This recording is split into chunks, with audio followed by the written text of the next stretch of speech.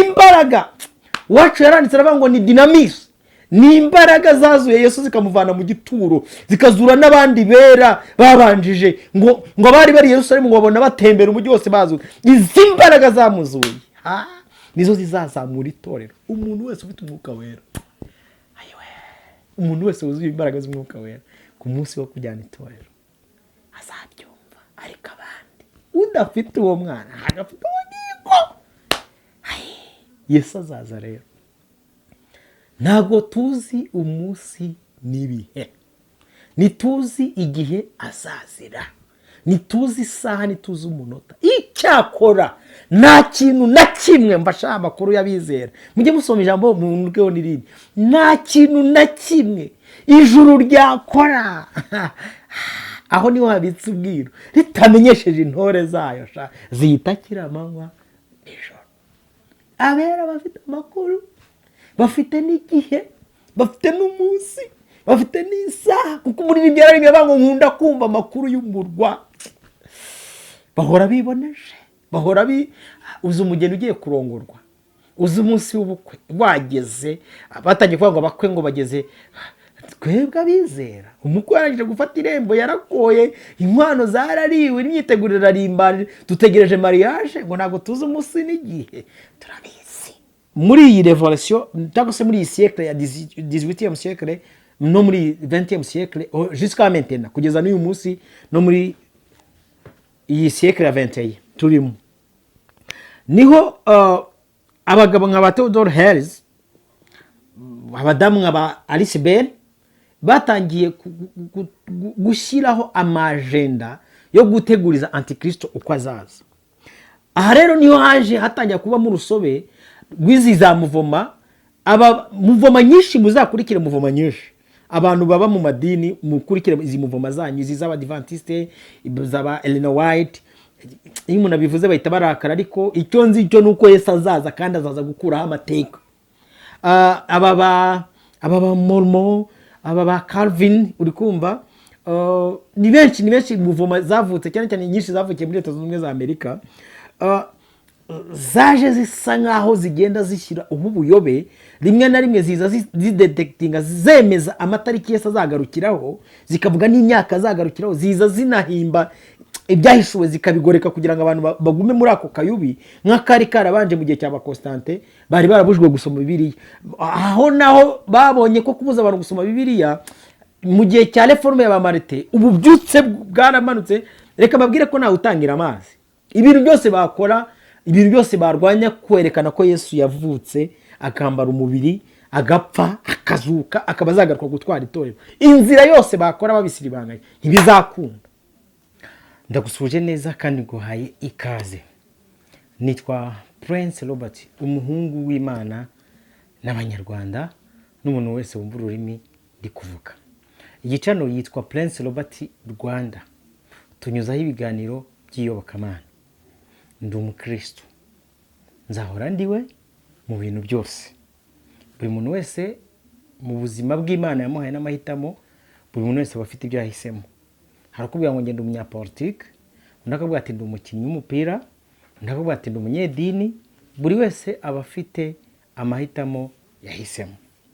Imana igumugisha rero, niba uri umukristo ukaba wumva ururimi mvuga, kuko ari igihe ibintu umuntu abamo murabizi ko ari byo asa nabyo, cyangwa se ari byo bafite icyo bita ubumenyi, cyangwa se ubunararibonye, experience.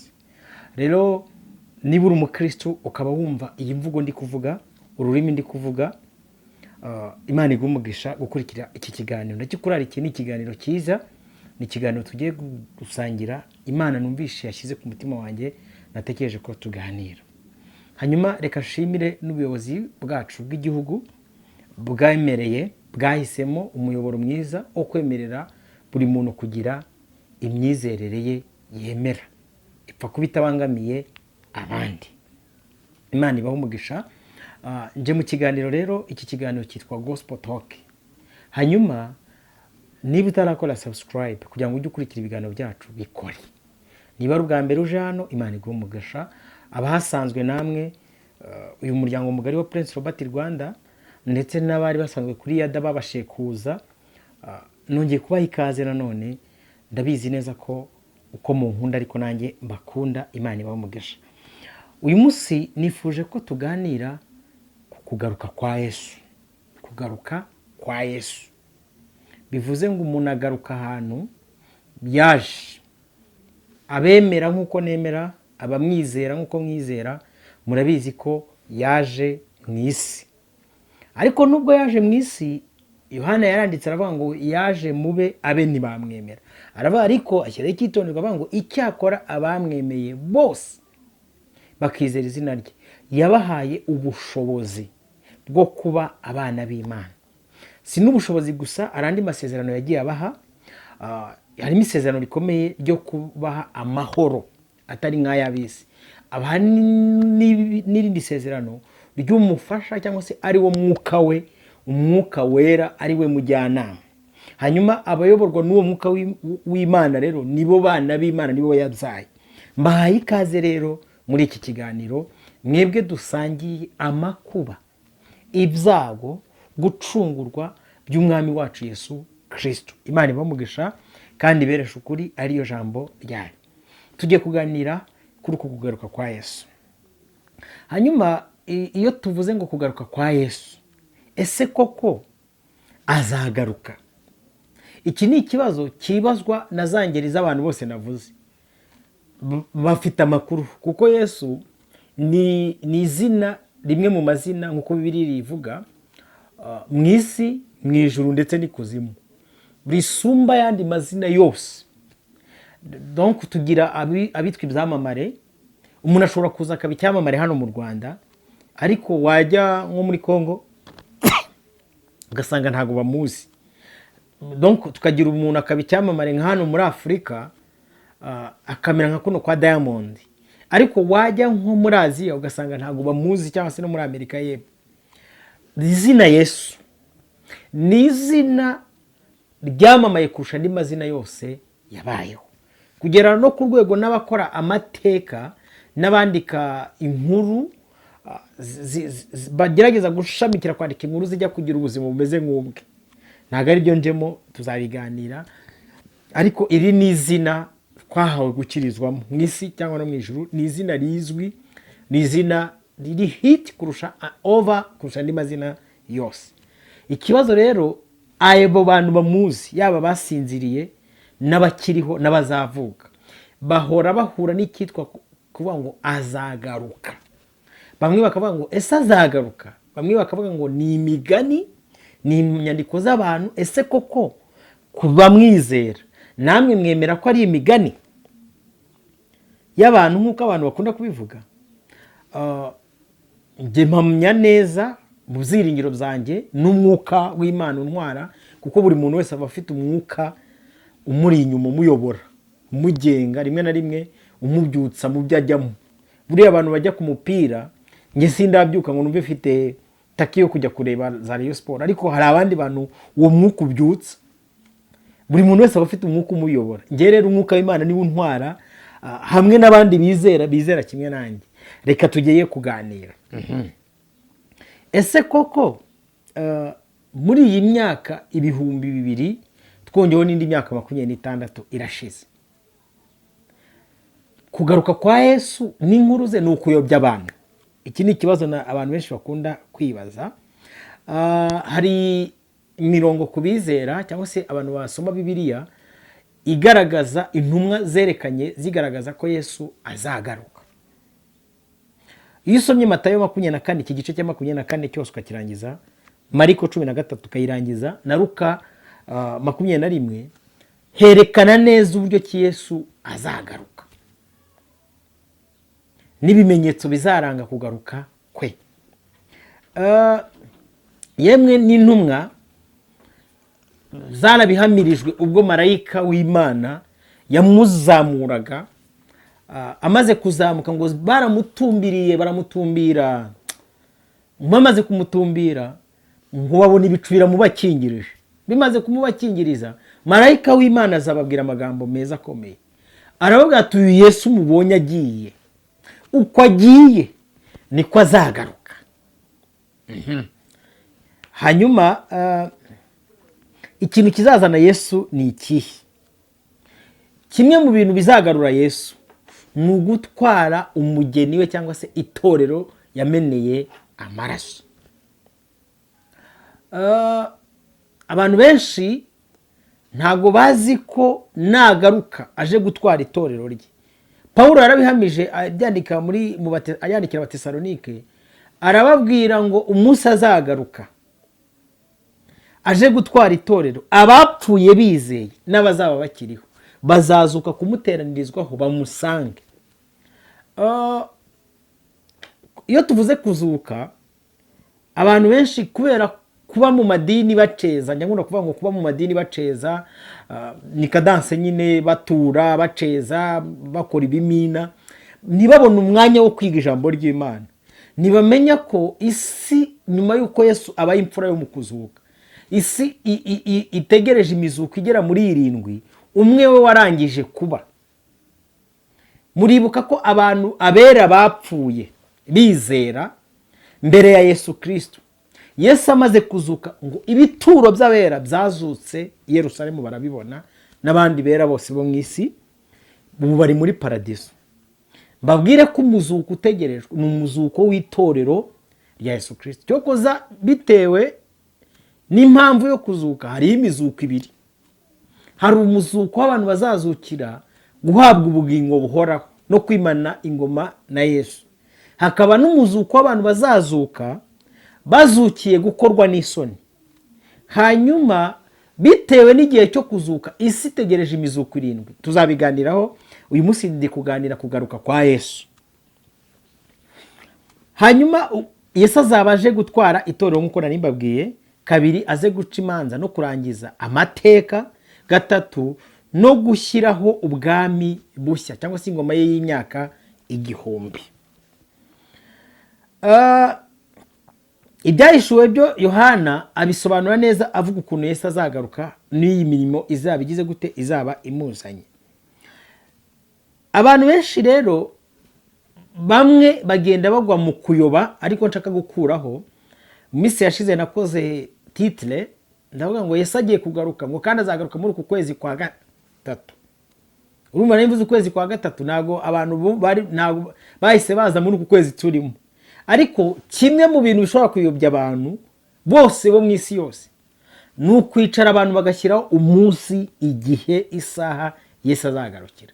Reka mbabwire ko nta muntu n'umwe, yaba hano mu isi mu bariho, abatabarutse, ikuzimu ndetse no mu ijuru, bazi umunsi Yesu azagarukira. Icyakora bitewe n'uko iyo umuntu amaze kwakira Yesu umwami n'umukiza, urukundo rwe n'imbabazi z'umwuka wera zigatangira kumuhishurira ineza ye, yabona umunuko w'isi ahita yumva Yesu yagaruka. Uwo mwanya ahita yumva Yesu yagaruka. Reka dufate nk'ingero, ugiye nko mu mateka y'itorero, Yesu amaze gupfa azutse, abamukurikiye wenda nko guhera mu kinyejana cya mbere, muri première siècle ya mbere ya Jésus Christ, kugera nko muri 5e siècle cyangwa se mu kinyejana cya 5, arawundi y'itorero ryari rihari. Ryari itorero ryumvaga Yesu agarutse uwo mwanya, kugeza n'abo ba Paul bandikaga bakandika ngo twebwe abazaba bakiriho uwo mwami naza tuzamusanganira. Ariko nyamara imyaka 2000 irashize ba Paul batabarutse. Aba bantu bagize ibyiringiro by'uko Yesu agiye kugaruka kuri bo, bagera ku rwego banicwa, bakubitwa, bababazwa mu buryo bwari bwo bwose. Niba hari itorero ryahuye n'akarengane kadasanzwe, ni itorero ry'uyu munsi niritegereje n'abera bategereje kuzacungurwa n'amaraso yabo kubwo bizeye amakuru y'umwami Yesu, ndaza kubigeraho.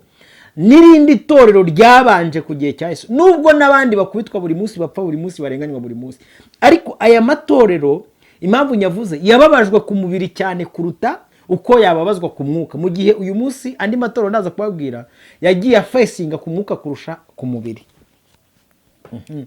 Aba bantu barishwe kugera ku rwego bamwe batwikwa, abandi babambwa bacuramye, abandi babateka mu mavuta. Ubwo ndi kuvuga abakuru ariko n'abatoya, kugera ku rwego abami b'abaromani bajyaga bicara mu marena bagategura intare zikaza kubarya.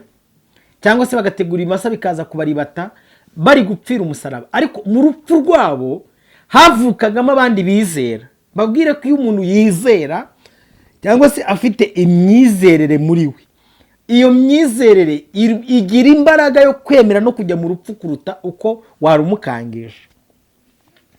Ababera rero bicishijwe amabuye nk'uko twabivuze, harimo ba Stefano n'abandi bose. Uwitwa Nero we yaraje arabikabiriza, arabarangiza, agera ku rwego yafashe Rome yose arayitwika, umujyi wa Rome arawushumika, arangije ahita avuga ngo ni abakristu bawutwitse. Aho umukristu wese ari, Imana ishimwe ko basinzire mu gituza cya Aburahamu, batabarutse bazize kwizera, nabo barabatwitse.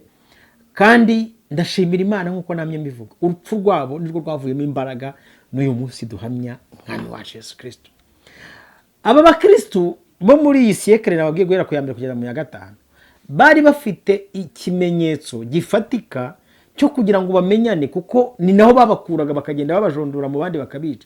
Bagiraga akamenyetso k'agafi kameze nk'agakufi k'agafi bambaraga, bagatwara n'ijambo ry'Imana cyangwa se imizingo ya Bibiliya bakagana, donc akaba ari ikimenyetso kibatwara. Aho bababonaga rero cyangwa se nabo ubwabo kugira ngo bamenyane, bakoreshaga ku kamenyetso. Ariko babaga buzuye n'umwuka wera, imbaraga z'ibyiringiro byabo zatumaga bahura bagaterana.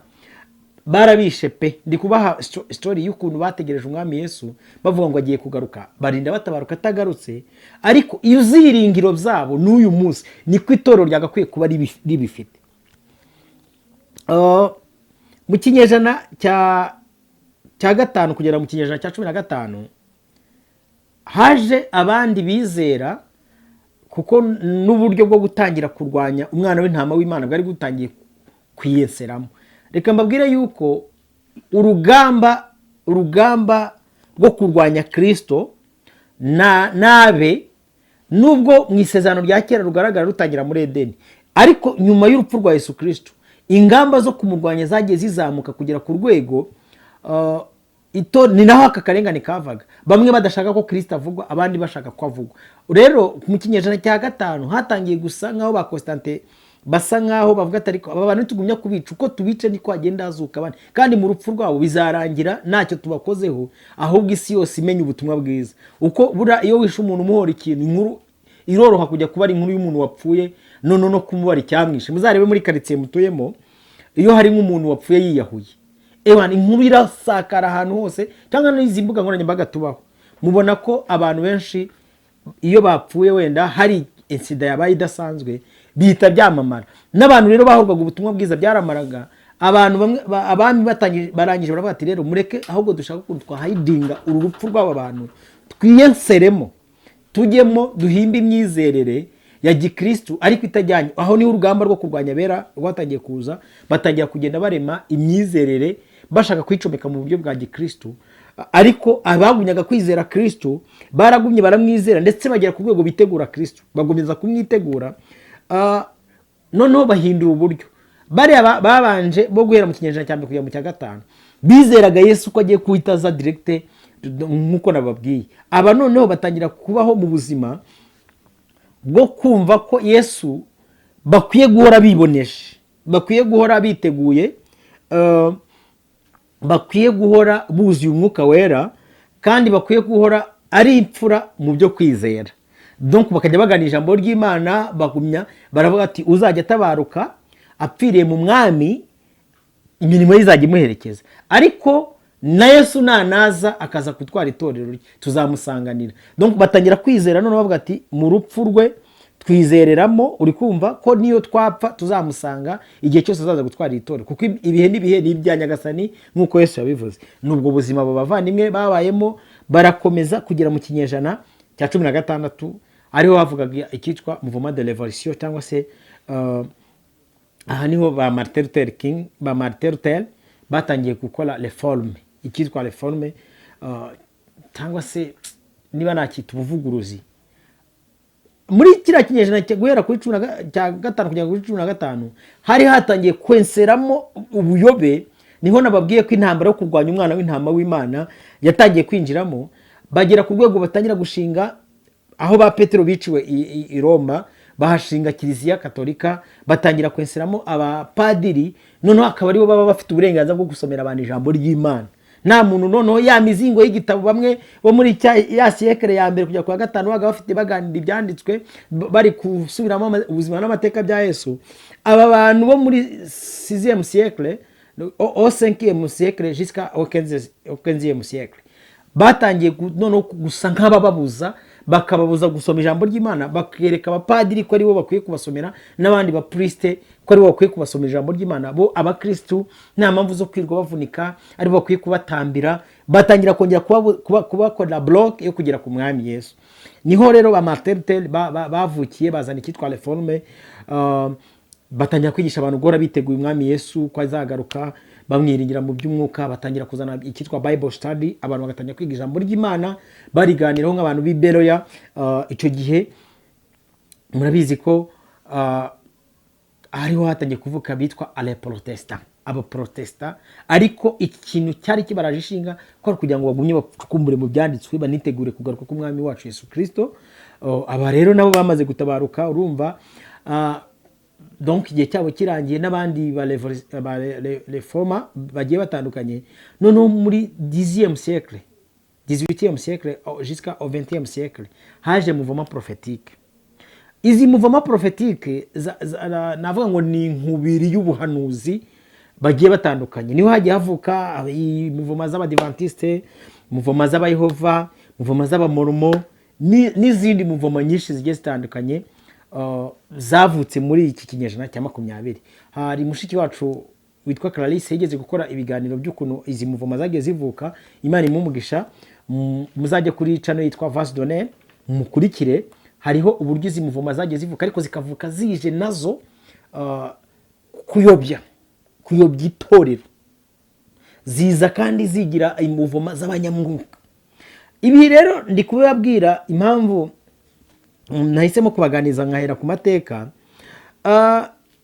Muri zi mouvement prophétique mbere yuko zinaba, murabizi ko Matayo 24 nkuko nabibabwiye yerekana ibimenyetso byo kugaruka kwa Yesu. Imibazi intambara, imitingito, gutoha k'umutini. Aha niho hatangiye kwiga ubucakura bw'isi bwo gutangira guteguriza Antikristo. Uyu munsi isi isatuyemo ibice bibiri byo kwitegura umwami uzaza kuyobora isi. Hari abantu bari ku gice cyo guteguriza Antikristo, bararimbanije imyiteguro, irarimbanije ngunda kubivuga mu kiganiro cyacu. Hakaba hari n'abandi bari mu myiteguro, bari haleluya, aho niho ndi, bari kwiboneza nk'uko waboneye, bari kwitunganya, barindiriye ijwi ry'umucunguzi. Imana ishimwe, barindiriye kumva impanda y'Imana ivuga. Abangaba nabo bategereje umwami Yesu ngo bamukurikira hajya hose. Yesu ashimwe. Donc izi nzira rero zo kubyara amahari zatangiye gusa nk'izikomera cyane muri iyi revolution, cyangwa se muri iyi siècle ya 18e siècle no muri 20e siècle jusqu'à maintenant, kugeza n'uyu munsi no muri iyi siècle ya 21 turimo. Niho abagabo nka Theodore Herzl, abadamu nka Alice Bell batangiye gushyiraho amagenda yo guteguriza Antikristo uko azaza. Aha rero niho hatangiye kuba mu rusobe rw'izi za muvoma. Muvoma nyinshi muzakurikire, muvoma nyinshi. Abantu baba mu madini mukurikire izi muvoma zanyu, izi z'abadventiste, z'aba Ellen White. Iyo umuntu abivuze bahita barakara, ariko icyo nzi cyo nuko Yesu azaza kandi azaza gukuraho amateka. Aba Mormon, aba Calvin, uri kumva, ni benshi muvoma zavutse, cyane cyane nyinshi zavukiye muri Leta Zunze Ubumwe za Amerika. Zaje zisa nkaho zigenda zishyira ubuyobe, rimwe na rimwe ziza zidetectinga, zemeza amatariki Yesu azagarukiraho, zikavuga n'imyaka azagarukiraho, ziza zinahimba ibyahishuwe zikabigoreka kugira ngo abantu bagume muri ako kayubi nk'akari karabanje mu gihe cya Constantine. Bari barabujwe gusoma Bibiliya. Aho naho babonye ko kubuza abantu gusoma Bibiliya mu gihe cya reforme ya Martin ububyutse bwaramanutse. Reka babwire ko nawe utangira amazi, ibintu byose bakora, ibintu byose barwanya kwerekana ko Yesu yavutse akambara umubiri agapfa akazuka akaba azagaruka gutwara itorero. Inzira yose bakora babisiribanganya ntibizakunda. Aba bagabo rero batangiye gutegura donc izi muvoma, bakuraho icyo kwangiza umubiri, kwica umubiri, kuko basanze kwica umubiri nta kintu bimaze. Batangira kwangiza umwuka, batangira kwangiza n'ubugingo, ndetse noneho iyo buriya kugira ngo umuntu arimbuke hamanza gupfa umwuka. Nababwiye ko umwuka uyobora umuntu ari we umujyana hagiye. Abayoborwa n'umwuka w'Imana nibo bana b'Imana, abayoborwa na Satani ni abasatani. Hanyuma ubu buryo burangiye, izi muvuma zitangiye kuza, nizo zatangiye gutangira kubyaza inzira amahari. Abategereje guteranyirizwa kuri Yesu Kristo banyura inzira zabo, n'abategereje guteranyirizwa kuri Antikristo banyura inzira zabo. Ariko reka mbabwire aka kantu k'akabanga, aka gasekireti ko mukamenye. Umuntu wese uzabona umwami bari kumuteguriza azaza aturutse mu nyanja, abantu bari kogamo y'uyu munsi, inyanja ishamikiye ku kintu cyitwa ubusambanyi n'ubutinganyi, nk'uko byari biri mu gihe cya Nowa. Inyanja ishamikiye kuri kamere yo kutanyurwa, nk'uko ibihanda byari binini, ari binini bivuyanga, ukabona iyi nyanja. Aka ni agasekire. Noneho uzamenye ko uri kwitegura Antikristo, ko ari uzaba umwami wanyu. Noneho nubona abandi bantu bari kwitegurira uzaturuka mu ijuru, haleluya, akaza n'ubwiza bwe bwose, uyu niyo mpamvu tumuhamya, umenye kuri guteranyirizwa kuri Kristo. Aka ni agasekire nari mbibiye, aka niko kabanga konyine. Nubona ibintu bidekoye, abantu basenga, abandi ukabona, donc ngaka akantu kakabanga nari mbibiye. Hanyuma aba bateguriza Antikristo bafite uburyo kibigisha, ndetse bakanahidinga uko Yesu azagaruka n'uburyo abakwiye kumwitegura. Ariko reka mbwira bitegura Yesu Kristo, hari ibintu bigera nko muri 6 mukwiye kwicara mukaba muzi mubibitse ku mitima yanyu. Icya mbere ni ukuba mwibitseho password n'imbaraga. Icyo nicyo cya mbere, izamuzuye akaba arizo namwe mufite, mudashidikanya, ku buryo niyo waba uryamye bakakubaza ngo Robert wuzuye umwuka wera, uhamye ukavuga ati nge nuzuye umwuka wera. Icyo ni icya mbere. Icya kabiri, ibyiringiro byo kwera imbuto z'uyu mwuka wera bikaba bigwiriye muri wowe indani n'imbere. Imbaraga, haleluya, zo kurwana urugamba rw'isi, icyo bita warfare, za ntwaro zose z'Imana zigwiriye muri wowe. Inkweto zawe ari ubutumwa bwiza bw'amahoro buteguza kugaruka k'umwami Yesu. Ijambo ry'Imana rigwiriye muri wowe kandi ryuzuye, ku buryo guhamya kwawe no kurwanisha iyo nkota ariyo jambo ry'Imana, waba usinzire cyangwa wabyutse, ufite ibyiringiro byo guhamya mu bandi ko wizera Yesu ko ari umwami n'umukiza. Haleluya. Kandi kwizera kwawe ari, reka nene kubwiriza, turi kuganira kugira ngo tugende twuzuzanya, ariko ndi kubabwira izi mbaraga. Icya mbere, kubijwi ry'umwami Yesu uryumva ukarutandukanya n'andi majwi yose. Ibyo ni bimwe mu bimenyetso n'imbaraga zemeza ko uzumva ijwi ry'Imana, uzumva kugaruka kwa Yesu. Abantu benshi iyo uvuze kugaruka kwa Yesu, bamwe ntibabyumva kuko amageneration arahita andi agahita izi nkuru zo kugaruka kwa Yesu zivugwa. Ariko iyo uri umuntu uzi kwitegereza, hari ibintu bishobora kukwereka yuko nubwo ababizera bene wacu, ibi bihamya by'abizera bitugose byasinziriye bifite ibyo byiringiro ko Yesu agiye kugaruka, twebwe uyu munsi abizera hari ibimenyetso simusiga noneho bigaragaza ko kugaruka kwe kumeze nka wa mugore uri kubise, kumeze nka wa mugore wenda kubyara. Reka mbaha kandi kantu k'ubwenge gatoya mukwiye kwigiraho no kureberaho. Uyu munsi isi yatangiye gushyiraho no kwakiriza aba bantu bayobeye muri izi muvuma navuze muri 20e siècle, nabo uyu munsi badamaraye yatangiye kubakiriza ibereka yuko mwisanzure hari ubundi buturo, ariko mujye mutekereza impamvu uyu munsi inkuru z'ibivejuru, inkuru zindi zidasanzwe, uri kumva, reka mbabwire ko ibi bintu by'ibivejuru nabiriho ari abadayimoni, ni abadayimoni. Isi bari kuyakiriza ubu bwenge, bari kuyakiriza ubu bucakura, ubu bwenge bubereka yuko hari izindi mbaraga zishobora kuza kuzanira abana b'abantu ubwenge, shobora kubereka yuko Yesu naza gutwara itorero hari abantu bazaba bimukiye kuri Mars. Ariko reka mbabwire abantu muzasigara akana ko muzakibuke, ndabizi ko nongeye guhanura, ubwashize narihanurira hagati ibi biganiro ndabizi bazaba barabisibye. Iya mbere barayisibye baranshinza ngo ibintu niyigisha ngo byateza urujijo mu bantu, ningi hari igihe bazaba barayisibye, ariko ntabwo bazaba barabisibye mu mitwe yanyu. Muzakora ubushakashatsi abantu bazazamuka umunsi Yesu azahamagara itorero, abazaba bakiriho nituba tukiriho, abazazamuka ni abantu bahuje ADN nawe. Muzagende mu majenda yabo, muzajya musanga baranditse ibyiringirwa, muzagende mu mvugo zabo, muzagende mu bimenyetso, muzagende mu mirimo yabo, muzasanga bahuje kwizera kumwe, kuko itorero ryose ni umubiri wa Kristo.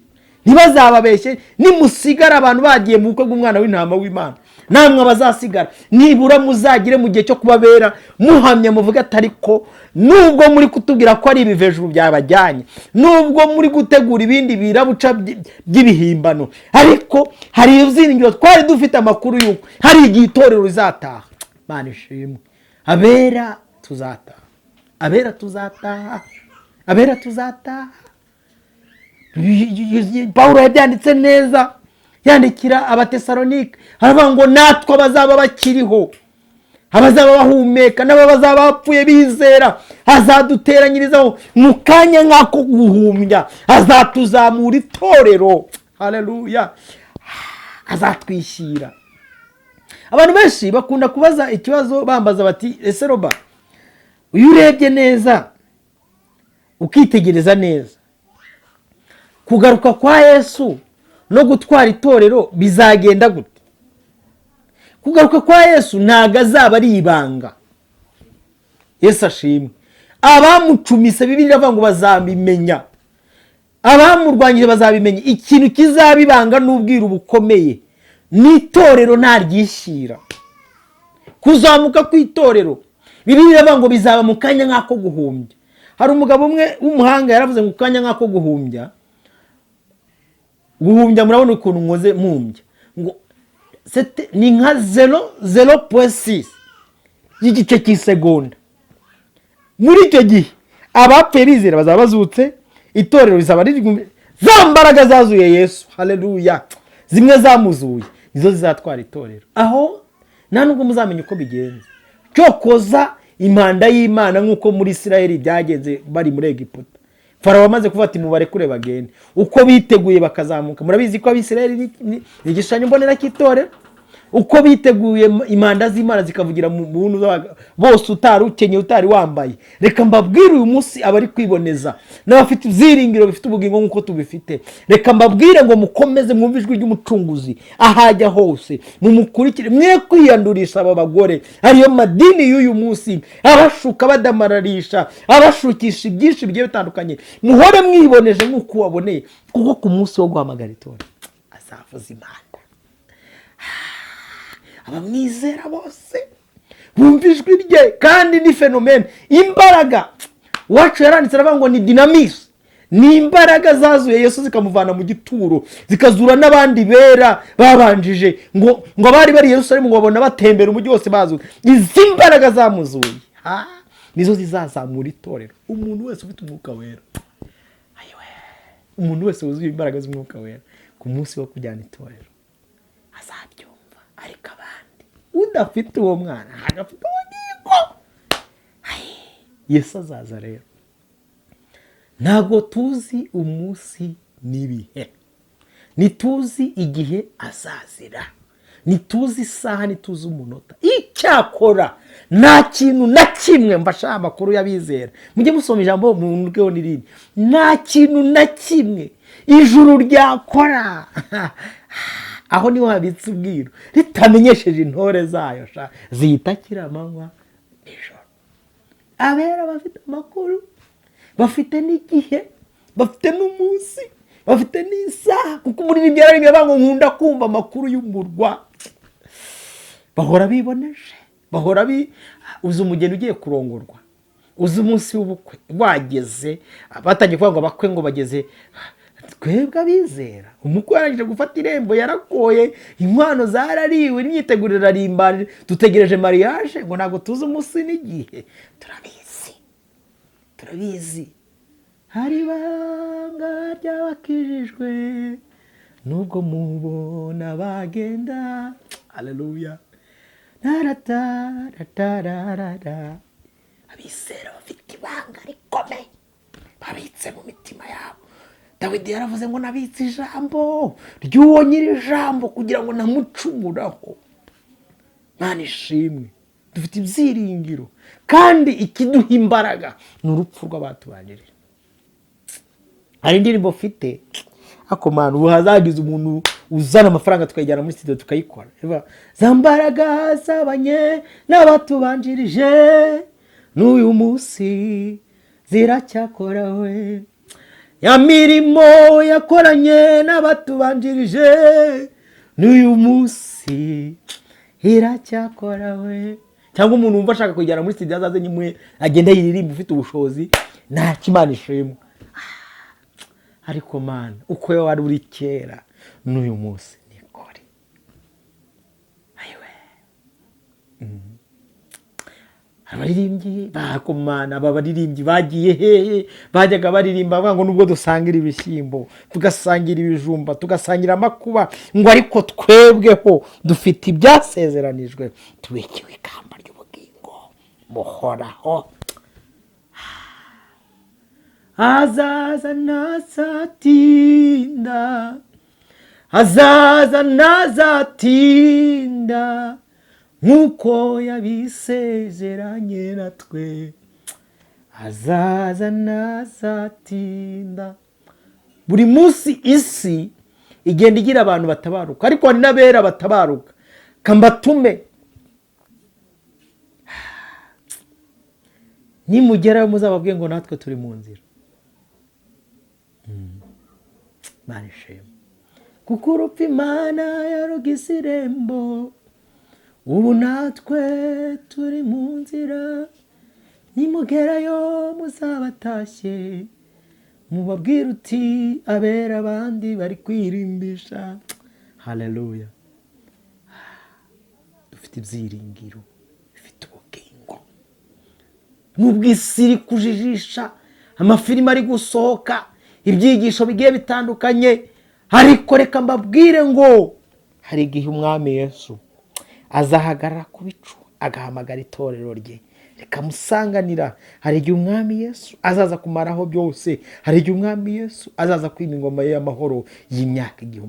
Kandi dufite ibyiringiro, ufite ibyo byiringiro yiboneze nk'uko wagize gute aboneye. Imana ibamugisha, tuzajya tugenda tuganira. Murabizi ko uyu munsi n'abashumba dufite n'abandi benshi bagiye batandukanye kugira ngo batwigishe n'ibyahishuwe n'urugamba. Bamwe barabitinya, abandi banga kubyigisha, abandi bakabigoreka bitewe n'ababigishije. Banze ko Umwuka Wera bigisha, bahitamo kwigishwa n'abajesuite. Urumva umuntu aguha icyo afite n'icyo agoreka. Ari igihe wicara umuntu ukabona umuntu ngo ni umudogiteri, nawe akaza akabiransa akababwira ko ari dogiteri, ariko wakumva ukuntu ari kuganira nta byiringiro byo kugaruka kwa Yesu. Mvuze dufite abadogiteri benshi mutandandaho. Imana ibamugisha, reka mbabwire ngo ibiganiro byacu nakagaruka. Mwakoze kubana natwe. Shalom shalom, naho butaha. Ciao.